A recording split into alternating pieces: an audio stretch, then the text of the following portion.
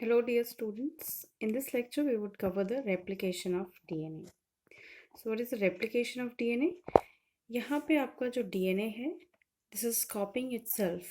ठीक है, इसकी identical copies का formation होना, and this identical copies is getting transferred to your daughter cell from your parent cell. तो आपके parent cell में DNA का आपका duplicate form होता है. And when in cell cycle, when it forms the daughter cell, these identical copies of genetic information is transferred to your daughter cell. इसको हम बोलते हैं replication of DNA. As we know, this DNA is a genetic material which carries all the genetic information in the form of your nucleotide sequencing.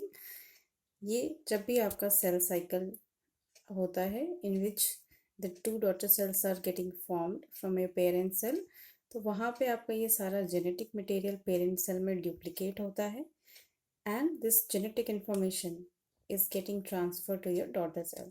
तो इस तरह से जो भी आपका पेरेंट सेल में डीएनए या जेनेटिक इंफॉर्मेशन होता है उसी की कॉपी आपके डॉटर सेल में भी ट्रांसफर होती है. So this process is called as replication of DNA. Now the replication is a semi-conservative in nature. यहाँ पे क्या होता है, जो आपका पेरेंट्स डीएनए होता है उसके दो स्ट्रैंड्स होते हैं. अभी हमने बात किया था डीएनए के स्ट्रक्चर में, this is double helical structure.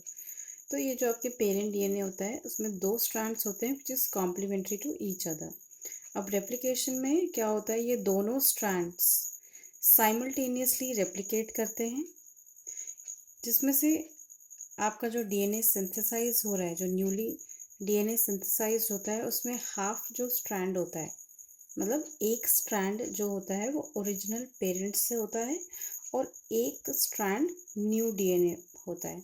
सो इस तरह से जो पेरेंट का एक डीएनए है, एक स्ट्रैंड है, वो आपके न्यू डीएनए में प्रेजेंट होता है. इसकी इसी वजह से इसको हम कहते हैं this is semi conservative in nature,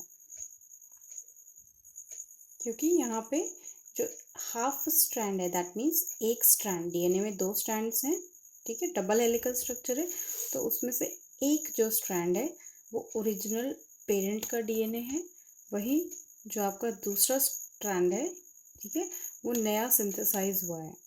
सो इसीलिए हम जो रेप्लिकेशन होता है उसको हम सेमी कंजर्वेटिव इन नेचर कहते हैं, बिकॉज उसमें half DNA is from parent original DNA और half strand is newly synthesized. Now we will see कि आपका replication कैसे हो रहा है. So first process is initiation of replication. Initiation में क्या होता है, जो आपका DNA synthesize जहाँ से होना शुरू होता है उसको हम कहते हैं origin of replication. तो जो भी जहाँ से नया DNA synthesize होना start होगा उसको हम बोलेंगे initiation of या origin of replication, and this initiate the replication process. So ये जो साइट होती है जहाँ से इनिशिएशन होता है, यहाँ जनरली जो 80 बेस पेयर्स आपकी शॉर्ट सीक्वेंस होती है 80 बेस पेयर की, यहाँ पे एक स्पेसिफिक प्रोटीन जिसको हम डीएनए ए बोलते हैं, ये यहाँ इस पॉइंट पे आके बाइंड होता है जहाँ से रेप्लिकेशन का ओरिजिन या स्टार्टिंग पॉइंट या स्टार्ट होता है. अब ये क्या करता है, जब ये आपका DNA A that is specific protein जब डीएनए पे आके बाइंड करेगा तो वहाँ से जो डबल स्ट्रैंड डीएनए होता है वो सेपरेट हो जाता है and that use to form the replication bubble. ये इस तरह से, suppose this is your DNA molecule, यहाँ पे जब आपका डीएनए प्रोटीन आके बाइंड होता है तो यहाँ से ये फिर इनिशिएट होना शुरू होता है रेप्लिकेशन. तो ये क्या होगा, यहाँ पे एक रेप्लिकेशन बबल बनाएगा, ये जो स्ट्रैंड है ये सेपरेट हो जाएंगे and they will form the replication bubble and this start the initiation of replication. Next जो एक आपका इम्पॉर्टेंट फैक्टर होता है दिस इज आरएनए प्राइमर. अब ये आरएनए प्राइमर क्या होता है, ये आपका एक शॉर्ट फ्रेगमेंट होता है आरएनए का जो न्यू डीएनए सिंथेसाइज करने में रिक्वायर रहता है, ठीक है. This primer is required. ये आरएनए एक शॉर्ट फ्रेगमेंट आरएनए होता है जबकि डीएनए सिंथेसिस में रिक्वायर्ड होता है. एंजाइम प्राइमेज आपका एक स्पेसिफिक स्ट्रैंड बाइंडिंग प्रोटीन के साथ में, कॉम्प्लेक्स के साथ में एक प्राइमोसोम बनाते हैं। ये प्रोड्यूस करता है दिस आरएनए प्राइमर्स। तो यहाँ पे जो प्राइमेज एंजाइम है in association with single stranded binding protein, ये कॉम्प्लेक्स बनाता है जिसको हम प्राइमोसोम बोलते हैं। And this primosome produces your RNA primers. अब ये आरएनए प्राइमर्स जो होते हैं ये आपके ये डीएनए सिंथेसाइज करने के लिए कंटिन्यूसली रिक्वायर्ड होते हैं। सो अभी हम देखेंगे कि किस तरह से ये लैगिंग स्ट्रैंड पे आपको कंटिन्यूस आरएनए प्राइमर्स की सप्लाई होनी चाहिए for the synthesis of new DNA. जो आपका डीएनए सिंथेसिस होता है this is semi discontinuous and by directional. Means जो आपका डीएनए रेप्लिकेट होता है ये आपका 5 to 3 डायरेक्शन में होता है दोनों स्ट्रैंड पे। ठीक है, जो भी आपके डीएनए के स्ट्रैंड्स हैं ये सेपरेट हुए, अब ये दोनों स्ट्रैंड पे 5 to 3 डायरेक्शन में आपका रेप्लिकेशन होगा साथ ही साथ में। अब जो दो स्ट्रैंड्स हैं डीएनए के, एक स्ट्रैंड को हम बोलते हैं लीडिंग स्ट्रैंड या कंटिन्यूस और फॉरवर्ड स्ट्रैंड, जहाँ पे डीएनए की सिंथेसिस कंटिन्यूस होती रहती है। वही जो दूसरा स्ट्रैंड होता है उसको हम कहते हैं लैगिंग स्ट्रैंड, जिसको डिसकंटिन्यूस और रेट्रोग्रेड स्ट्रैंड भी बोलते हैं। यहाँ पे जो डीएनए की सिंथेसिस होती है दिस इज डिसकंटिन्यूस। मीन्स आपके छोटे छोटे डीएनए के आपके फ्रेगमेंट्स प्रोड्यूस होंगे। जो आपके लैगिंग स्ट्रैंड है वहाँ पे जो डीएनए का रेप्लिकेशन हो रहा है ये छोटे छोटे डीएनए का फॉर्मेशन कर रहा है जो बाद में जॉइन होकर आपका पूरा डीएनए बनाते हैं। सो शुरू में जो आपका एक लीडिंग स्ट्रैंड है जहाँ पे एक कंटिन्यूस सिंथेसिस हो रही है, वहीं जो लैगिंग स्ट्रैंड है वहाँ जो डीएनए सिंथेसाइज हो रहा है वो छोटे छोटे डीएनए के स्ट्रैंड्स या डीएनए के मॉलिक्यूल आपके बन रहे हैं। इसीलिए इसको हम सेमी डिसकंटिन्यूस भी बोलते हैं, क्योंकि एक स्ट्रैंड पे ये कंटिन्यूस रेप्लिकेशन हो रहा है, वहीं आपके दूसरे स्ट्रैंड पे ये डिसकंटिन्यूस वे में सिंथेसाइज हो रहा है। And this is by directional. ठीक है, एक आपका अब हमने जब डिस्कस किया था स्ट्रक्चर ऑफ डीएनए तो हमने देखा था एक स्ट्रैंड 5 to 3 होता है, वहीं जो दूसरा स्ट्रैंड होता है वो 3 to 5 उसका ऑपोजिट या एंटी पैरेलल होता है। तो इसीलिए ये दोनों अलग अलग डायरेक्शन में आपके डीएनए सिंथेसाइज हो रहे हैं। You will get more clear idea with the figure. See, ये आपका जो अभी हमने देखा था ये डीएनए पे आपके डीएनए प्रोटीन आके बाइंड हुआ जिससे एक रेप्लिकेशन बबल का फॉर्मेशन हुआ जिससे स्ट्रैंड सेपरेट हो गए। अब क्या हो रहा है यहाँ पे, ये देखिए एक जो स्ट्रैंड है दिस इज 3 to 5, इसको हम बोलेंगे दिस इज लैगिंग स्ट्रैंड। और यहाँ से जब आपका स्टार्ट हो रहा है this is your leading strand. देखिए यहाँ पे जो आपका, इस फिगर से आपको ज़्यादा क्लियर समझ में आएगा, इस तरह से आपका ये स्ट्रैंड पूरा सेपरेट हो जाता है। ये आपका आरएनए प्राइमर होता है जो आपके एक पॉइंट पे आके डीएनए पे बाइंड करेगा, जहाँ से आपका डीएनए रेप्लिकेशन होना स्टार्ट करेगा। इसको हम बोलेंगे लीडिंग स्ट्रैंड, जो आपके 3 to 5 डायरेक्शन में होगा। This strand is called as leading strand. वहीं पे जो आपका लैगिंग स्ट्रैंड होता है दिस इज 3 to 5 डायरेक्शन में ही आपका रेप्लिकेशन हो रहा है। तो ये जो आपका लैगिंग स्ट्रैंड होता है, ये देखिए आरएनए जो प्राइमर्स हैं ये छोटे छोटे आपके रिक्वायर्ड होते हैं। तो लैगिंग स्ट्रैंड पे डिसकंटिन्यूस वे में आपका डीएनए का रेप्लिकेशन होता है। तो यहाँ पे आपका जो आरएनए प्राइमर है ये आपका कंटिन्यूस सप्लाई होना चाहिए, तभी आपका प्रॉपरली रेप्लिकेशन होगा। सो इस तरह से ये एक तो आपका रेप्लिकेशन,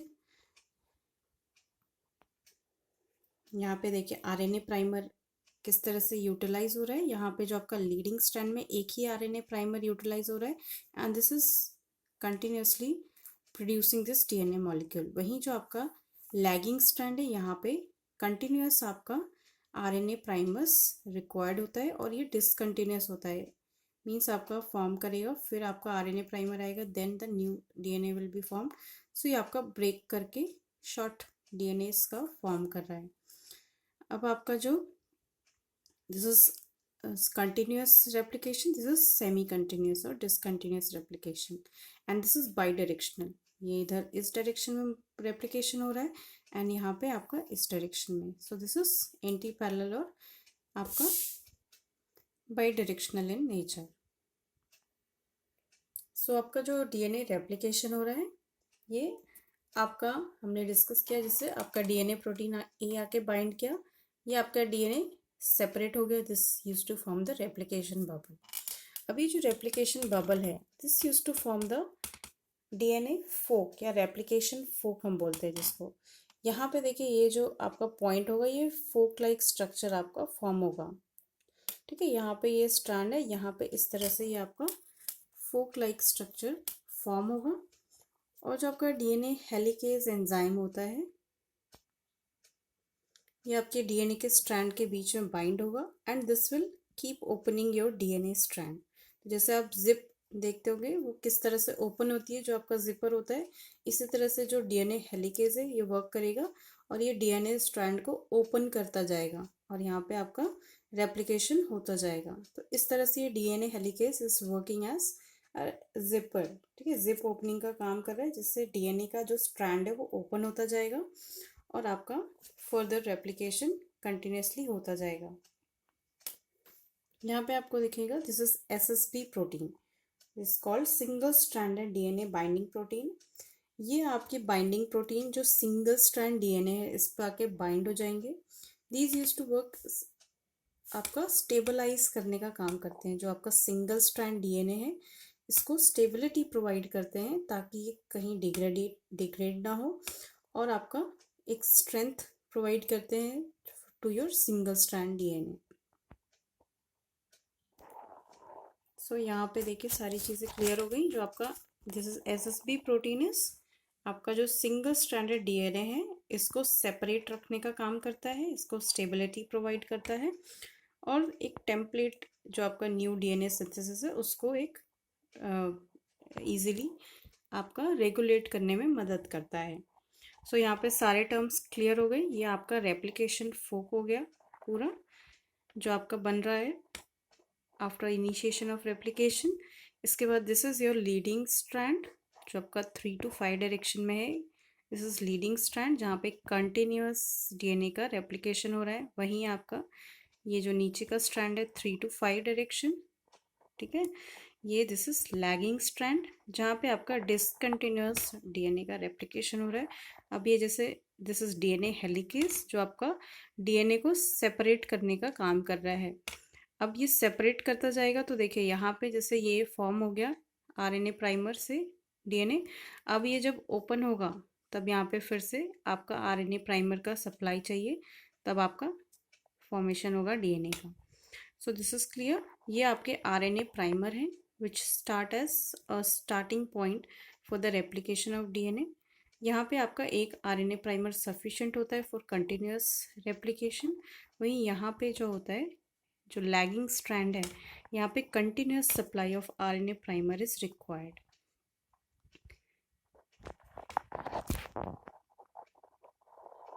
दिस इज योर जो आपका एंजाइम है, this is DNA polymerase 3।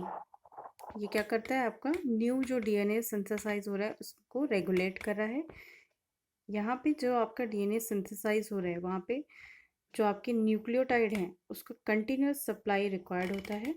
That is your deoxy, जो भी आपके रिबोन्यूक्लियोटाइड्स हैं, एडेनिन, गुआनिन, थायमिन, साइटोसिन, इनका कंटिन्यूअस सप्लाई चाहिए for the synthesis of new DNA molecule. और ये आपका जो सिंथेसिस हो रहा है, जो नया न्यूक्लियोटाइड ऐड होता जा रहा है, this is in the presence of DNA polymerase 3। तो ये सिंथेसिस आपके दोनों स्ट्रैंड पे हो रहे हैं।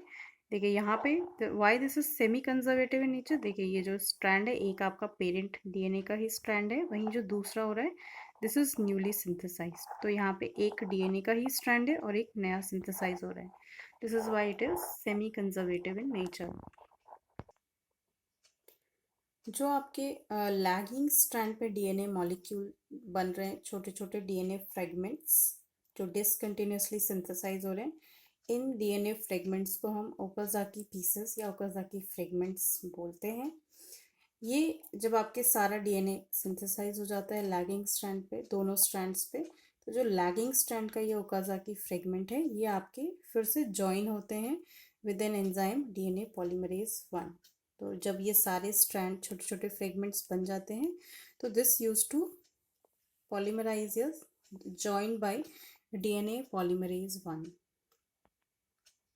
And DNA ligase. तो ये दोनों एंजाइम आपके ओकाजाकी पीसेस को एडजॉइन करके न्यू डीएनए स्ट्रैंड, पूरा जो डीएनए स्ट्रैंड है उसको एडजॉइन करते हैं, जो आपके लैगिंग स्ट्रैंड पे बना है।